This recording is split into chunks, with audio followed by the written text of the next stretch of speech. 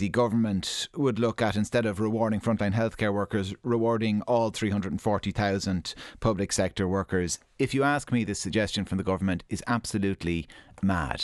I mean, if we just cast our minds back to March and April last year, when we were in the depths of the full lockdown, remember how terrified everybody was of human contact. We were all at home, almost all of us at home. We were wiping down groceries after doing the shopping. We were using gloves to pick up our letters. While we were all doing that, or most of us were doing that, nurses in this country were getting up every day, leaving their families and going into work, working hands-on with COVID patients without any protection. They had PPE, but that was it. We didn't know what medicines we could use to treat people with COVID.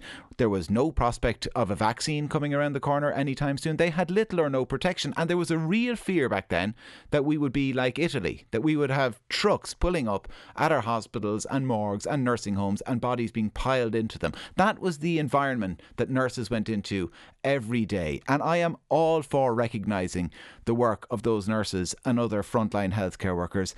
But to think that we should be using taxpayers' money to equally reward and recognise the work of somebody with an admin job in the passport office who was handed a laptop last March and sent home until further notice is utterly ridiculous. It is a waste of money. There's 340,000 public sector workers in this country. If you were to reward them all equally with 500 quid like they did in Scotland, the government would have to borrow about 117 million quid. 117 million quid they'd have to borrow, and taxpayers would have to pay back. It is ludicrous. Borrow 500 quid for every frontline healthcare worker. They deserve the recognition, not everyone else.